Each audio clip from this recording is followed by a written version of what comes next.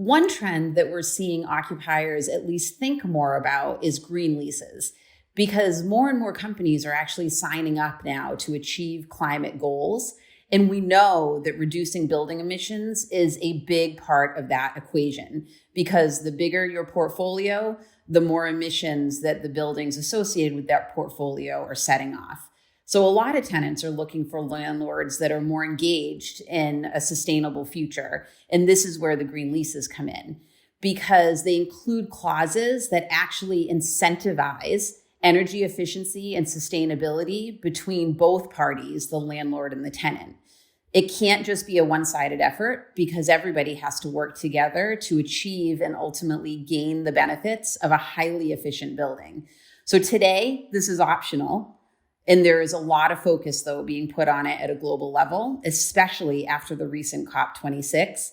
So I think we all believe that these actions may soon become a requirement. So we're seeing a lot of landlords and tenants that are trying to get ahead of that curve. I think in addition to that, the green lease is part of a broader conversation with respect to ESG and the future of office space and office buildings in the US.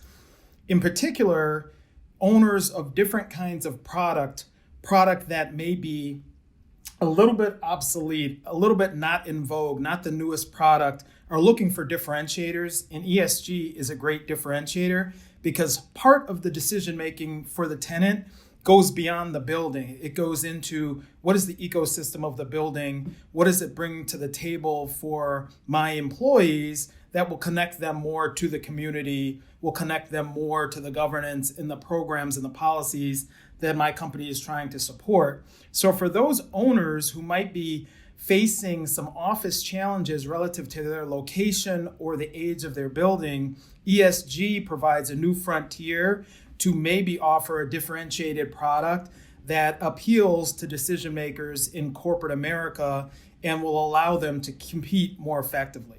I couldn't agree with you more, because at the base of this, although it's a socially responsible thing to do, we still need to make sure that there is a return on investment here. And our research team in Europe, where this has actually been a topic for much, much longer than here in the US, just completed a study to understand just that, the relationship between sustainability and rents achieved. And what they found is that the proportion of sustainable stock in Europe is actually rising. The leasing velocity is generally higher in those buildings. And the big point is that on average, the rent premium of 21% is observed in those buildings over the past 5 years.